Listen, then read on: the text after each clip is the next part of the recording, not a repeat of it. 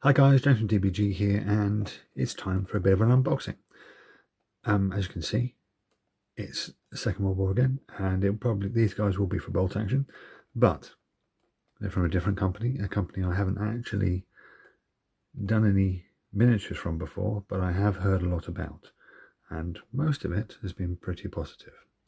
So, those of you who saw my video either earlier this year or the end of last year would have seen I have the Warlord Games plastic Italians, and I was a bit disappointed in the scale creep between their metal and the new plastic.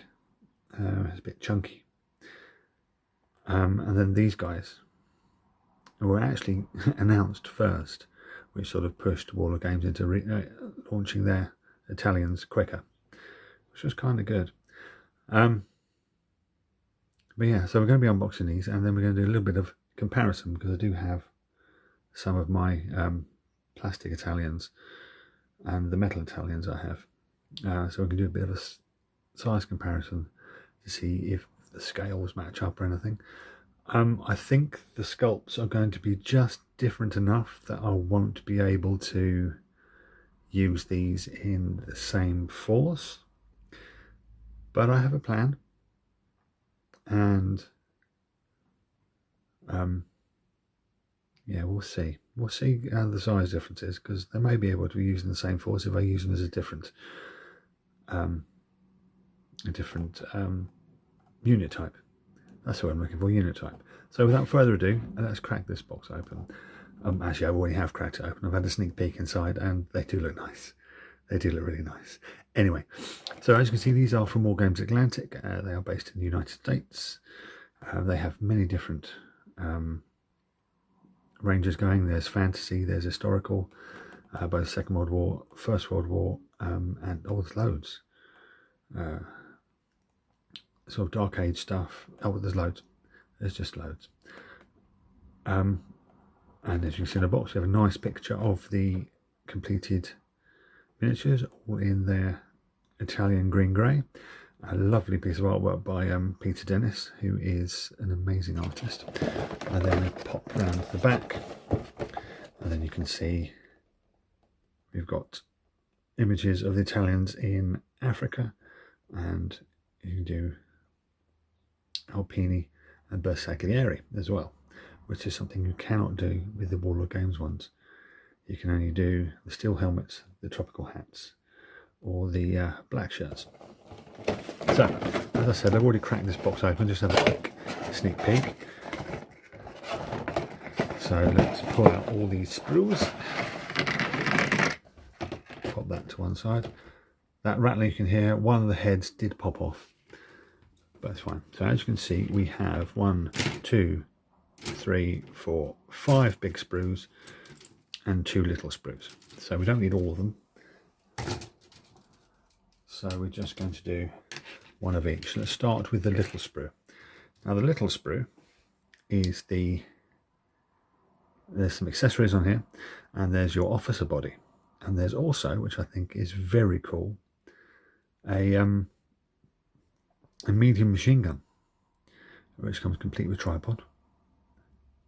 And as you can see, we've got lots of spare options there. We've got picks and axes and stuff like that to use with the Alpini. We have your officer's body here. There's officer's pistols there. There's ammo pouches for the carbine, gas mask cases. There's an ammo box for the breeder machine gun, and then over here we've got the 2 arms for the for operating the machine gun. Then we flip around the other side. You can have another look at the arms and the back of the officer. One thing I don't particularly like is the pistol. I think the pistol is a little bit too big. So maybe thinking of using a different weapon with my officer. But yeah, and there's the front tripod. Sorry, the front leg of the tripod, I should say. So as you can see, it's nicely sculpted. I cannot see that many mould lines, or in fact any mould lines at all, to be perfectly honest with you. which is a lot different from the Warlord Games one, which had that honking great big mould line all the way around the middle, which I found most egregious to deal with. And so here we have the other sprue. Now this one you have 6 miniatures on.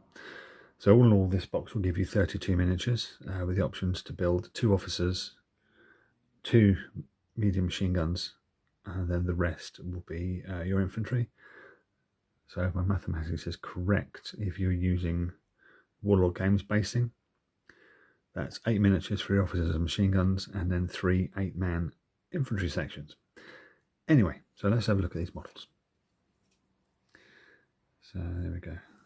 Focus. There we go. So I think there's a little bit of a mould line there. But as you can see, they're all really well sculpted. The rifles are really nice. Looking at all the straps and the ammo pouches and the putties. And there's the LMG version of the breeder. We have the Beretta submachine gun. Some Carcano, I can never pronounce that. Anyway, the Italian rifle with bayonet. And we've got extra ammo pouches. And the good thing about this is we're going to come on to the different types of helmet and head in a minute. But these here are actually your cockerel feathers for your Bersaglieri. We'll see that when we turn around the other side. And then we've got the backs of the heads there. They're your peaked capped or your side caps. There's your Alpini. They've got water bottles, we've got grenades, entrenching tools, another Beretta submachine gun. And then we go down and we can see, turn it up the other way, some more sprues. We've got some carbines. There's another head there. Now this kneeling dude, he is perfect. Pretty much perfectly sculpted. As you can see, the base has been cut out for the tripod of the machine gun. I'm actually seeing a bit more flash now. There we go. What we'll do now, we'll just screw down. See, there's some of the cockerel feathers there. There's the other side of the breeder with the strip magazine sticking out the side. More cockerel feathers, and then here we have, there's your peak capped, which can be used for officers or Alpini, and there's your proper Alpini heads with the feather sticking out. And if you flip over the other way, we've got all the backpacks, different sized satchels. There's a really nice bayonet there, and then we've got your different heads here. There's the steel helmet, and then there's the cork tropical helmet. Now all of which can be used for Bersaglieri if you attach, focus, there we go, can be used for Bersaglieri, as I was saying. So what about the size? So the easiest way to do it will be to do the officer. So there's the officer, and you're not going to focus again, are you? Focus.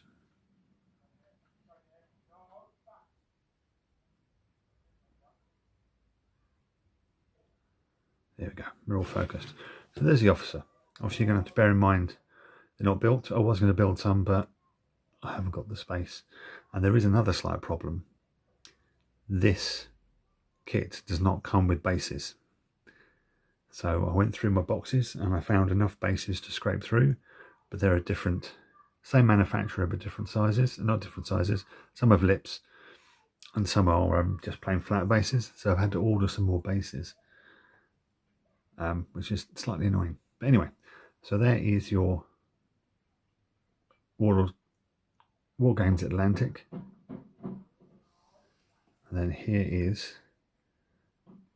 the Warlord one. Now as you can see, he's actually a little bit further forward, so let's do that. As you can see, his head is just over this guy's neck. So this guy's quite small. And then here, In fact, I'm going to change the sprues to find a running man, because I've got a running dude here. There's the running one. Hopefully we'll focus. No, we won't focus. There we go. So there's the running one. There's a Warlord Games one.